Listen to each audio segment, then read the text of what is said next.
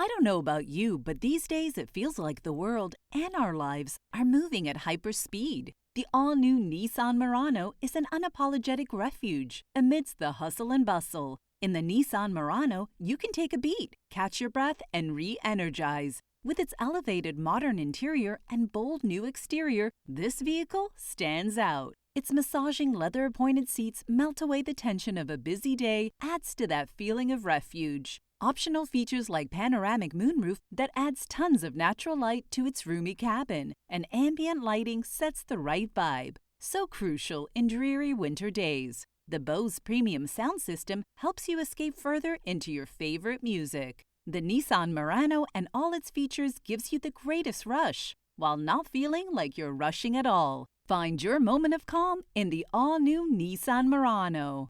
Drive the all-new 2025 Nissan Murano today. Features listed or available upgrades. This podcast is for informational purposes only and should not be considered legal, medical, or mental health advice. The views and opinions expressed do not necessarily reflect the official policy or position of the podcast and are not intended to malign any religion, group, club, organization, business, individual, anyone, or anything.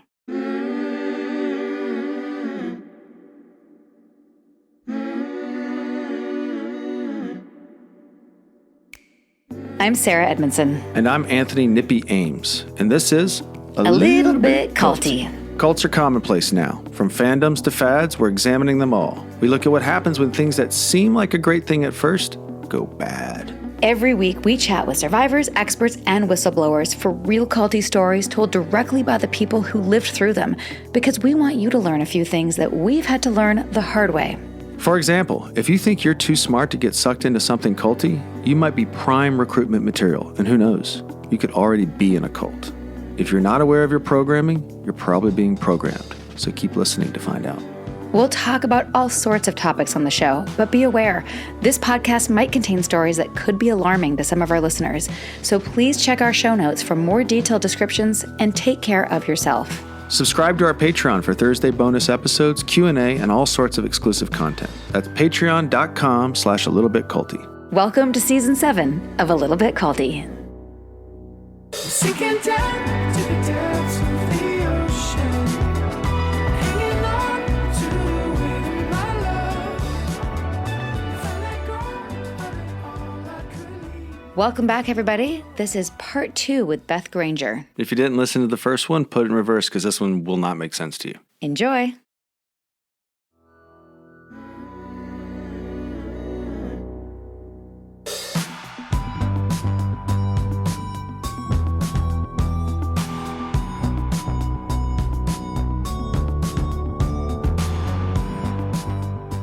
Okay, so your book title implies that there was challenges. Even though you left the cult, it was harder in the aftermath.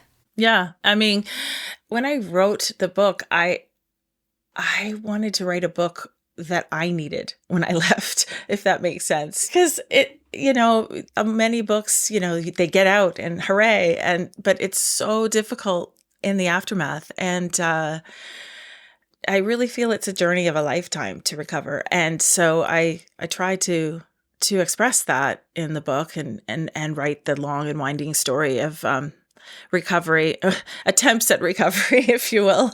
I'm not there yet, but yeah. Well, just wanted to ask. Yeah, when did you make the cult connection? Oh, yeah. I left in 2001 and the school closed in 2007 due to bankruptcy. And that was the year that I made the connection. Prior to that, I actually had met a man and married him in 2003. And he was a police officer in Ottawa. And he had mentioned to some of his buddies that he was dating me and where I was from. And they told him, oh, Grenville Christian College, that's a cult. And he's what? And he asked me about it and I just brushed it off and said, oh, well, that's just people being, bitter and exaggerating. I really didn't see it. But I started, prior to the school closing, I started having personal issues that forced me to seek therapy. And, well, the issue was my eating disorder. And so I was just... In 2006, I had finally gotten diagnosed with PTSD and bulimia. And I was just starting to understand that there's a lot to my past that was affecting me. And then when the school closed and all the allegations exploded, what happened was people found this website called FactNet, which was, it's closed now because Scientology bought it and then shut it down. But it was a way for people to connect about their cult abuse. And everybody on there was anonymous. And then you could go in there and you could look for the cult that you were part of and then start posting. And that summer, thousands and thousands of posts were made by Grenville Christian, survivors of Grenville. And people just connected like a swarm, if you will. And I happened to be on maternity leave that year. So I had a little time to start looking through the posts, and I was blown away and my eyes were opened and I started realizing I did not understand that students were damaged. Like, I was starting to understand that I had been damaged, but now I could see that some students were there for just a few months and they are still trying to heal. And my eyes just, like I keep saying, my eyes were open, but that's what it was. It was like a massive aha moment. And I started then looking into what a cult really is and finding out, about cults, and read the book by Stephen Hassan, Combating Mind Control, I think it is, Cult Mind Control. And every single criteria that he mentioned was like, check, check, check, check. And, and then when the school started backpedaling, and then the leader of the last headmaster went on record in the Globe and Mail saying that there were no allegations, no truth to the allegations, I saw red. And I decided I've got to do something, along with some other people who also felt the same way. But yeah, that's how I came to understand it, that it was a cult. Wow. And that was a 16-year process, the lawsuit, correct? Yes, the lawsuit. Yes, we started in 2007. And actually, 2024 was the year just last October, we had a deadline to get our claims in for compensation. So yeah, it was that long. Wow. Did you get compensation in the end? Yes. So we were battling insurance companies. Grenville didn't have much money at the end. In fact, they sold the entire complex for very little, basically probably I'm guessing, so that we wouldn't get anything. Do you know what I mean? But there were insurance companies involved, and they were the ones battling throughout the whole lawsuit on behalf of the headmasters. Mm-hmm. And I know that many times I've heard people say that it wasn't for the money. It was for the principle of holding these I can't think of the appropriate abusers. No, I want to say something meaner than that, like more, fuckers. Accountable. Do you feel justice has been served? Yes, I do. I looking back, I mean, I've got, there's mixed feelings because it was incredibly difficult to go through, but I'll never regret that we went forward and we pursued justice, because our story, number one, was heard. It was validated. That is such a massive part of our healing. And it has helped so many students who just were lost and didn't understand what was wrong with them after having been broken by this school. And like you said, I didn't go into it for the money. I knew that first of all, I knew I needed to do it for my own healing. I just had this sense that it was going to be really difficult, but it was going to force me to heal in some way, And then I hoped that we'd be heard and that we would get far enough so that at least the school leaders would have to pay attention to what it was that we were claiming. And I never knew that we would be the very first in Canada to get to trial in a historical abuse case, and that we would win. So we did set precedent, and that is not only was justice served, but we set precedent so that other historical abuse cases are following our lead. And I'm really proud that that's amazing. That's great. Yeah. We accomplished that, and like I said, it was really hard, but I do feel justice was served. And our 75-page ruling by the first, so we went to trial in 2019, and then we got this ruling 6 months later. That ruling is just worth its weight in gold. I mean, it is so validating. And then we had to go through the appeal process for 2 years. And then we got another ruling, which agreed with us. So we have this sense that, we're not making this up. This was so damaging, and many lives were broken. Yeah. Especially for somebody you had to be submissive. The only way to survive was to submit. What was it like to hear a person in the position of authority to write a ruling in your favor in that way and to be on your side? I mean, I'm still trying to take it in. It's been years. I'm it's really hard to put into words. It's just so incredibly validating. I still question it. Going back to growing up there, I normalized it so much. All the abuse that even writing this book, anytime someone reads it, I think, oh, they're going to be bored. Oh, I'm just making a mountain out of a molehill. None of this was that bad, but when you read her ruling, which is just so great and so strong and so clear that we were egregiously abused and that we deserved compensation and we deserved, anyway. I don't know. It's really hard to put into words, but I hope I maybe we could, if you can send me a link to it, we could put that in our show notes. Sure. Also, yeah. I think that would be good to read. It's great. And I remember we read it the night we got the ruling. I read it with my friend Jacqueline and my other friend Lisa, who is also a representative plaintiff. And we just took turns reading on the phone and just crying and jumping up and down and yeah. So how was facing your abusers in court, and how'd that help you with your trauma? The worst abusers didn't show up because either 3 of them were dead by that time.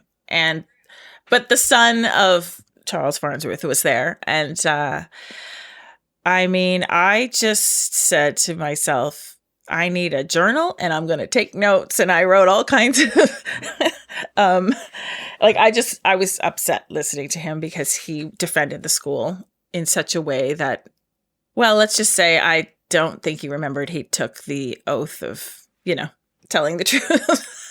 I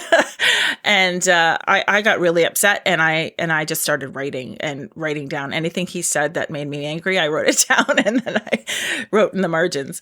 But I think that also spurred me on to just keep going, because one of the things that chaps my ass is leaders who lie to cover their butts, and that keeps happening. And I saw one of the mothers in a televised interview saying that children were never separated from their parents and they were never interrogated for their sins. And I just nearly fell off my chair, because they're willing to lie to cover their butts. But, look what happened to us whenever we didn't even, we were sinning in our mind and we'd get in trouble. So do you ever have fantasy dreams where you get to tell them off? Absolutely. I've actually been dreaming and nightmares ever since I left. But my dreams have on occasion lately become that, where I'm going back and I'm not necessarily as strong as I want to be, but I'm definitely questioning and yelling, sometimes just yelling my truth. And it's really, it's a nice change from the nightmares. Hey, Culty listeners. As you probably know, Nippy and I are working on a manuscript for our first book together. And as you probably also know, maintaining control is important to us. That's why we've decided to produce our book with the Self-Publishing Agency, or TSPA. Unlike traditional publishing, where you're often left waiting for months or even years to get your story out, the Self-Publishing Agency lets you take control of your timeline. You'll have complete creative freedom with insights and guidance from pros in the publishing world. So if you're like us and you have a story or a message that's burning to be told, we highly recommend TSPA as your go-to partner. They offer everything you need, from expert editing and eye-catching cover design to marketing and distribution strategies that really make a difference. They make the entire process seamless and inspiring so you can focus on what matters most, telling your story. Go to theselfpublishingagency.com. That's the SELF publishingagency.com to start your very own publishing journey today. Enjoy.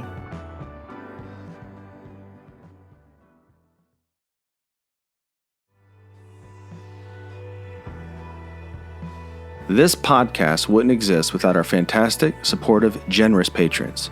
Come find us over on Patreon. We're at patreon.com/a-little-bit-culty. Go there for bonus episodes, exclusive content, and the occasional Zoom with our fan favorites from our past episodes.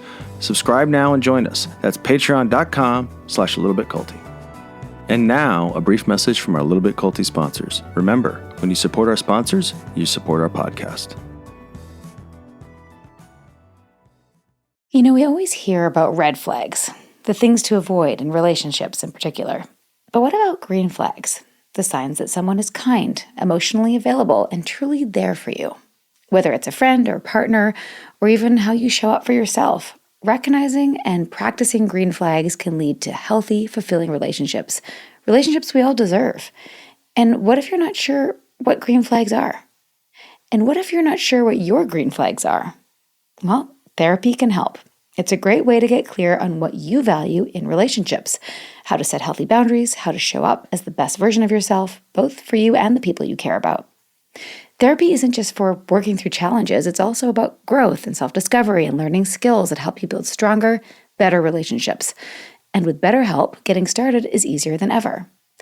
BetterHelp is fully online, making therapy affordable and convenient, with access to a network of over 30,000 credentialed therapists across a range of specialties. You just fill out a brief questionnaire, get matched with a therapist, and you can start talking whatever way works best for you, video, phone, or chat. And if you ever feel like you'd be a better fit with someone else, you can switch therapists anytime at no extra cost. Discover your relationship green flags with BetterHelp. Visit betterhelp.com/culty to get 10% off your first month. That's BetterHelp, HELP.com/culty. Let's talk about keeping the love alive, because February shouldn't be the only month we focus on passion. Am I right? Well, if you want to keep that Valentine's Day energy going all year round, Via has you covered. We love this brand. We've been using their products for quite some time now, and let me tell you, whether you're looking to unwind, boost your mood, or enhance those more intimate moments, Via's got something for you. And if you're looking for something, dare I say, extra special in the bedroom, their best-selling High Love Gummy is designed to awaken your senses, increase blood flow, and intensify any sexual experience. It's packed with a unique blend of aphrodisiac herbs, pleasure-enhancing cannabinoids, and a perfect medium dose of THC. They've even just launched their High Love Bundle, which includes a pack of gummies, a THCA vape, so you can unlock the full experience at an amazing price. Via is trusted by over 500,000 happy customers and is known for its award-winning THC and THC-free gummies, vapes, THC flowers, soothing topicals, and calming drops. I need some calming drops. Everything is crafted with the highest quality hemp sourced from independently owned American farms. And the best part? Via ships legally to nearly all states in the U.S. in discreet packaging, so it gets delivered right to your door. No medical card required. Personally, we've been loving the Focus gummies. So helpful in helping to write our book. Nothing helps me stay on track like those gummies. The quality is unreal. I can totally feel the difference. I am zoned in. I am dialed. Or as my son Troy says, I am locked in. Lock in, Mom. Lock in. Whether you want to unwind or lock in, after a long day or after a busy day, boost your mood, or just experience something new, Via's got you. If you're 21 plus, check out the link to Via in our description and use the code CULTY to receive 15% off. And if you're new to Via, get a free gift of your choice. After you purchase, they'll ask where you heard about them. Please support our show and tell them we sent you. This month of love, elevate your love life with Via. That's Via. VIIA. Check out the link in our description and use code CULTY for 15% off and get a free gift if you're a new customer. Enjoy! You've heard from our sponsors. Now let's get back to a little bit culty, shall we? So I know you've had a long road to recovery. Before the book, you've been in therapy and you've been doing a lot of things to tackle the trauma. What's your road to recovery been like? And tell us some of the challenges and mistakes you've made. Yeah, I'm glad you asked for mistakes, because I think maybe the book tells the long and winding road. But what I could more easily say is what not to do in recovery from my perspective. Tell us. For starters, don't try to outrun your trauma because it will catch up with you. I tried to escape by overachieving, and that bit me in the butt big time. We can get to that. And don't try to, I was thinking about this, don't try to convince yourself that the leaders can't hurt you anymore because they're in your past. Because the truth is they're still in your head, and their voices are in your head. And if you're like me, you're left with a brain that's attacking you from the inside. And that's where you need to get help. So I sought therapy, and it took me a long time to find the right therapist. But if you're like me and you have some kind of addiction, you need help. And when I finally got diagnosed with bulimia and PTSD, the psychologist said to me that she wasn't going to touch my eating disorder with a 10-foot pole because she recognized that there was so much more going on underneath. And I remember looking at her puzzled, thinking, is there a reason why I can't stop binging apart from my sin? Like, I had no clue. I just thought I was a sinful glutton, and I did not know I had been abused. Anyway, Wow. Get help. So just to clarify, you get help with someone who also specializes in trauma, yeah. In trauma. And it's hard to find the right fit. It really is. And it's expensive. I was very lucky because I was a teacher by then. So, yeah. And that was one of the side notes. One of the other reasons I fought for our lawsuit, because I recognized if we can get any money, these people need therapy, But another thing, what not to do is if you've been abused by religion, don't turn to the church for help. I know that some people will find that actually a controversial thing to say, but it's my opinion and experience that it's unsafe if you suffered from religious abuse. And when I left the cult, I didn't know it was a cult, and I felt desperately lonely. And I really missed the community of like-minded believers. So I went searching for another, and I did not understand why I couldn't stop crying every time I took my kids to church, thinking that they'd go to hell if I didn't take them.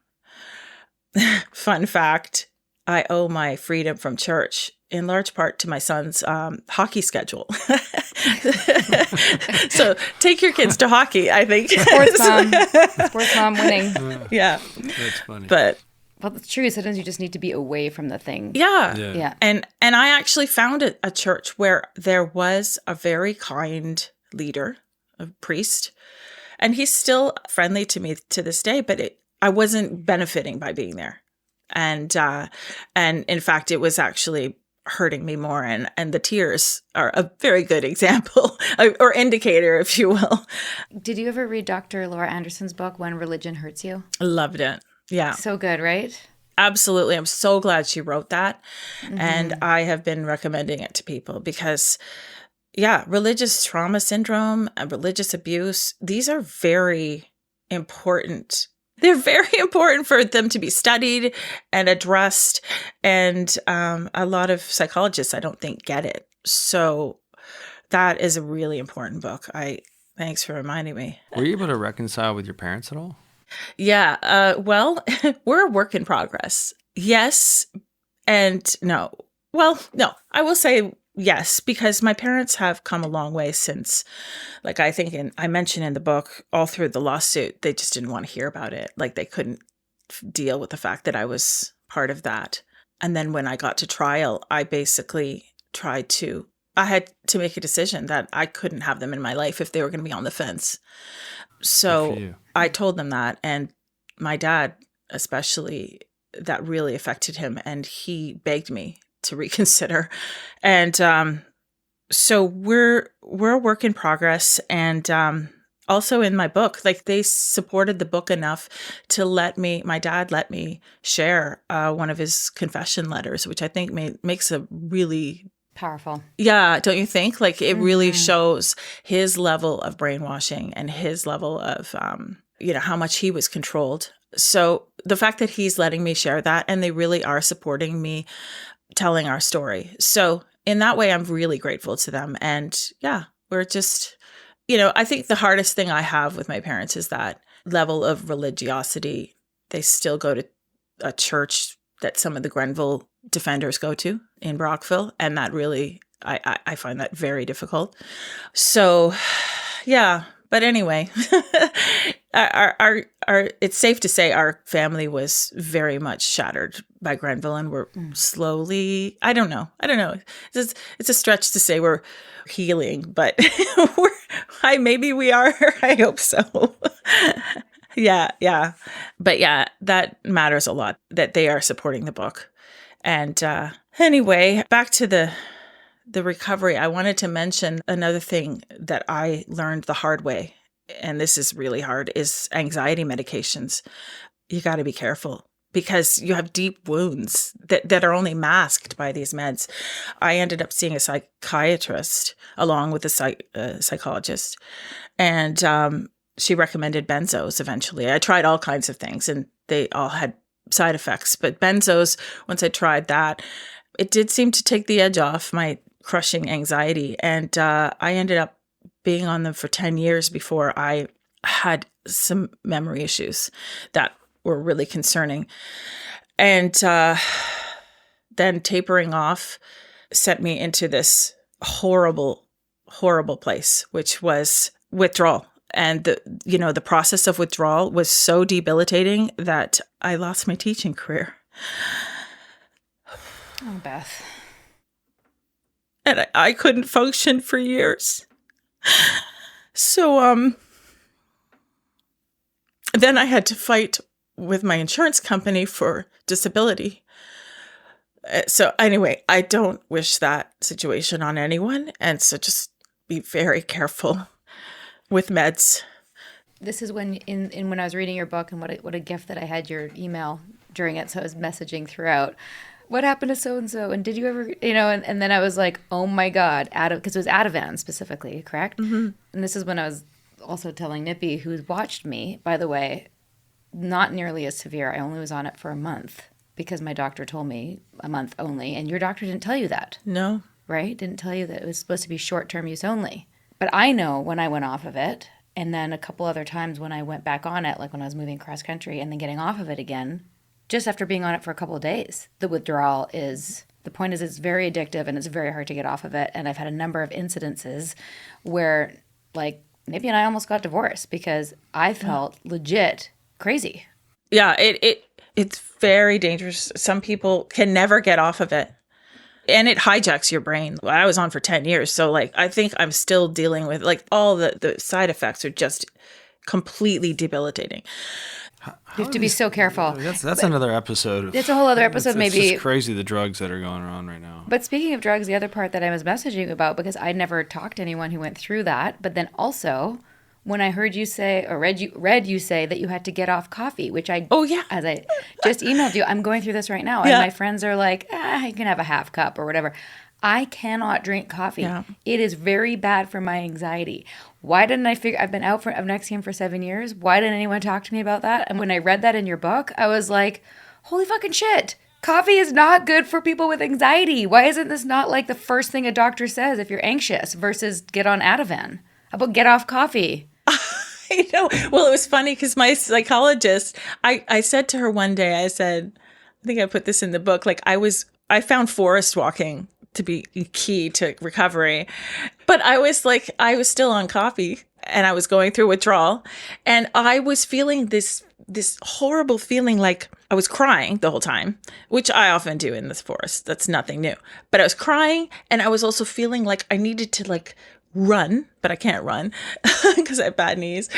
And I also felt like taking a nap. Like I just, like all these things are happening at once. And I wanted to like, maybe just like, do push-ups or something. Like, and I said to her, like, this is the way I'm feeling all the time. She said, Beth, are you are you still on caffeine? Just still drinking caffeine? And I said, yes, like all day. And this is my psychologist said, I told you to go off of that. And I was like, I never did, like, because I didn't think it was important. But by then, the anxiety and withdrawal is over the top. So I followed her lead, and then I went into like a mono feeling for a few weeks and months where I was napping all the time because of the caffeine withdrawal. For more context on what brought us here, check out my memoir. It's called Scarred, the true story of how I escaped Nexium, the cult that bound my life. I narrate the audio version, and it's also available on Amazon, Audible, and at most bookstores. And now, a brief message from our Little Bit Culty sponsors. And remember, when you support our sponsors, you're supporting this podcast. We always hear about red flags, the things to avoid in relationships in particular. But what about green flags? The signs that someone is kind, emotionally available, and truly there for you. Whether it's a friend or partner, or even how you show up for yourself, recognizing and practicing green flags can lead to healthy, fulfilling relationships we all deserve. And what if you're not sure what green flags are? And what if you're not sure what your green flags are? Well, therapy can help. It's a great way to get clear on what you value in relationships, how to set healthy boundaries, how to show up as the best version of yourself, both for you and the people you care about. Therapy isn't just for working through challenges, it's also about growth and self-discovery and learning skills that help you build stronger, better relationships. And with BetterHelp, getting started is easier than ever. BetterHelp is fully online, making therapy affordable and convenient, with access to a network of over 30,000 credentialed therapists across a range of specialties. You just fill out a brief questionnaire, get matched with a therapist, and you can start talking whatever way works best for you, video, phone, or chat. And if you ever feel like you'd be a better fit with someone else, you can switch therapists anytime at no extra cost. Discover your relationship green flags with BetterHelp. Visit betterhelp.com/culty to get 10% off your first month. That's BetterHelp, HELP.com/culty. Want to change your health? Take a breath.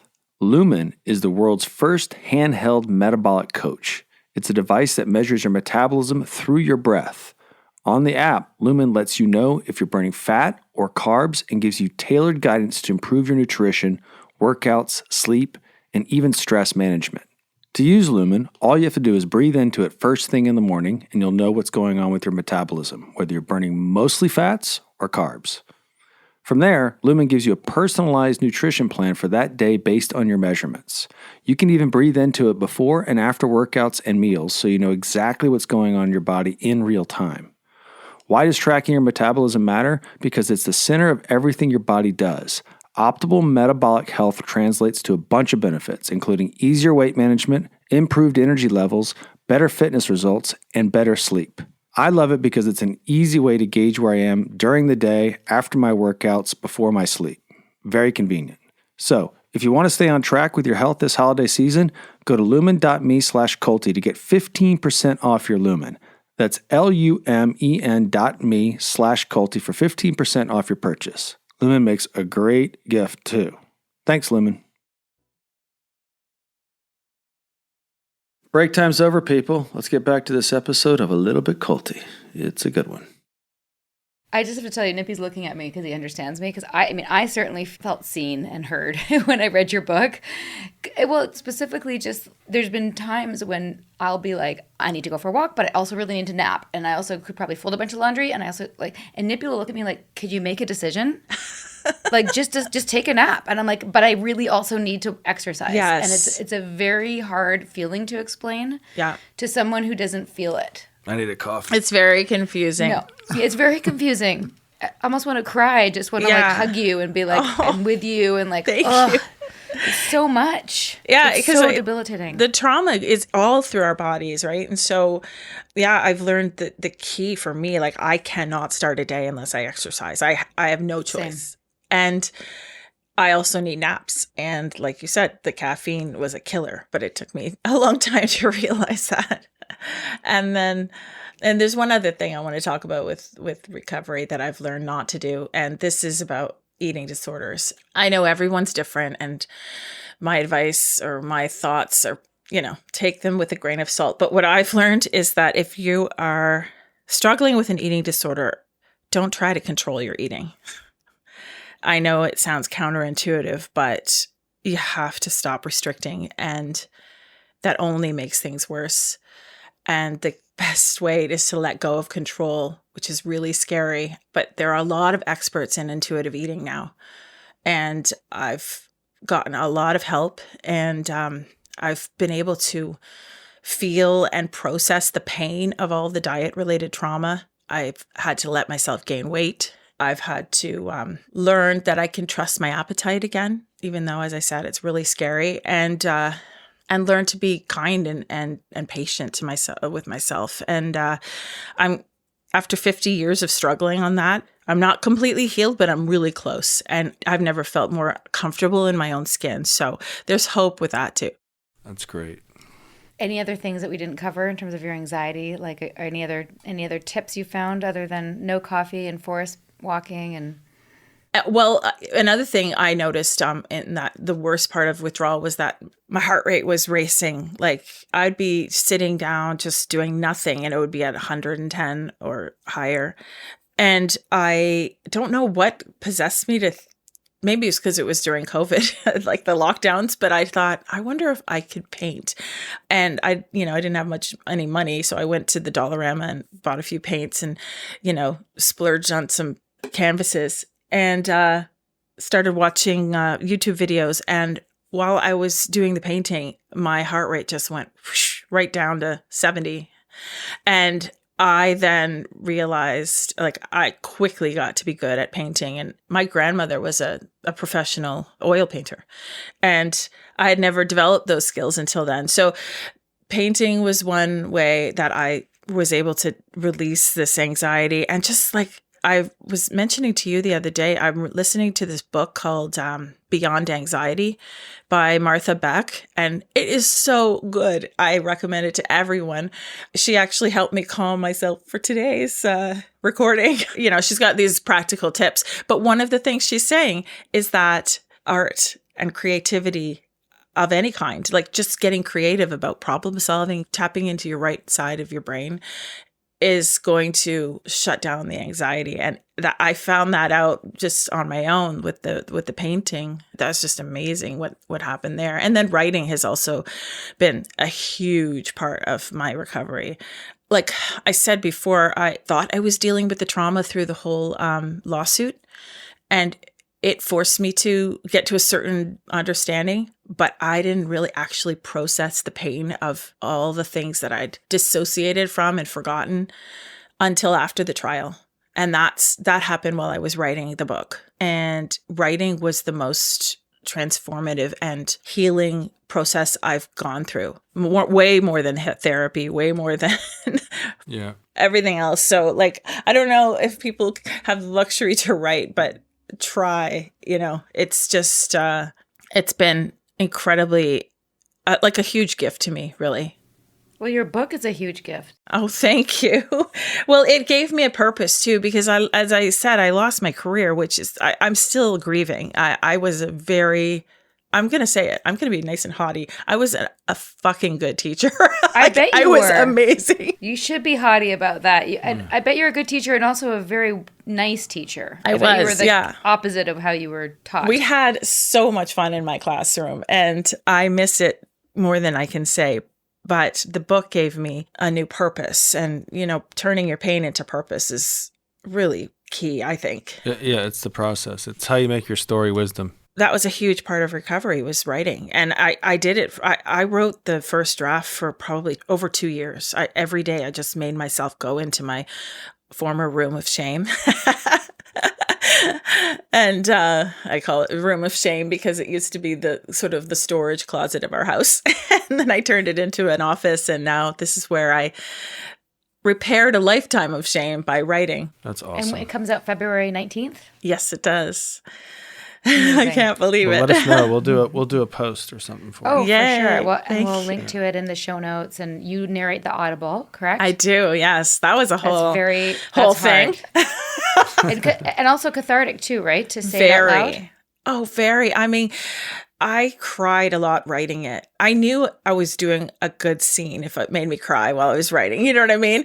But when I read it out loud, some of the scenes that may or may not have made me cry in the first place made me cry when I was reading it, because it's like you're reliving it in another way. And my eyes kept opening to like, oh my God, like, you shut those emotions down so much when you're in the cult, right? You can't afford to feel them.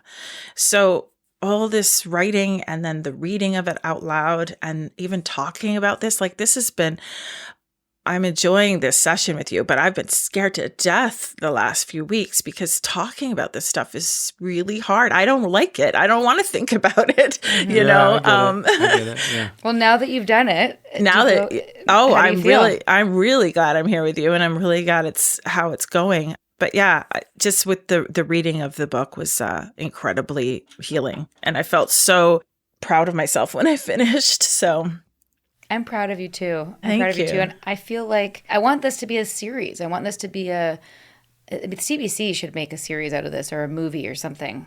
Maybe we should write to the National Film Board or some of the contacts we made when we got out and be like, okay, let's make a series out of this. Well, it's funny you say that. Yeah. Like, on location, it's not doing anything. Yeah. Is it empty? It's empty, just sitting there like a haunted house. It is haunted. Oh my God, let's go. Let's do it. Not right now, Sarah. Not right now. Other things to do. Well, thank you so much. Thank you so much, Beth. You're wonderful. I hope we keep in touch as my fellow Canadian, anxiety-ridden, ex-caffeinated cult survivor friend. Thank you, Beth. Thank you, Sarah. I'm going to go have a coffee. Enjoy. Thank you, guys. I'm Thank you. so grateful. If you like the show, please consider supporting us by giving us a rating, a review, and subscribe on iTunes. Cults are commonplace now, and we're looking at them all, and every little bit helps. Hit that subscribe button so you don't miss an episode. Thanks, everyone. We really appreciate you coming to the show, Beth. Healing is not easy, as we know, and we appreciate you sharing your story with us. Thank you, Beth, my dear fellow Canadian. We hope, in fact, we know that you've inspired any listeners who might be struggling with their own trauma. If you want to learn more about Grenville and Beth's experience, make sure to pick up her new memoir, Born and Raised, Surviving the Cult Was Only Half the Battle. And we just saw the cover for that book, too. It looks good. And I think you're going to want a copy. We'll put a link to her blog in the show notes. It's a great segue to the book that we're working on, isn't it, Sarah? It is. We are working through a draft, and we are knee-deep in notes and whiteboards and little stickies. Civil discourse, would you call it? I don't know if we're going to get through it as a couple. I am winning the fights in these, so just no big deal. Thank you to everyone who has pre-ordered the book. If you're not following us on Patreon, we go in much more into the weeds about the process over there, but really the pre-orders help us cover all the upfront costs, because as you know, we are self-publishing this one. Thank you very much. And we're going to be reading some excerpts over there at some point. And drip, I think is what they call it. We're dripping it. Yeah. We're dripping this book. Mad drip. Okay, everyone. Thanks for listening, and until next time. Bye. Sinking down to the depths of the ocean, I'm hanging on to the weight of my love. If I let go of it all, I could leave, but I know I won't. A Little Bit Culty is a Trace 120 production. Executive produced by Sarah Edmondson and Anthony Nippy Ames in collaboration with Amphibian Media. Our co-creator is Jess Tardy. Audio engineering by Red Cayman Studios, and our writing and research is done by Emma Deal and Kristen Reeder. Our theme song, Cultivated, is by the artists John Bryant and Nigel Aslan.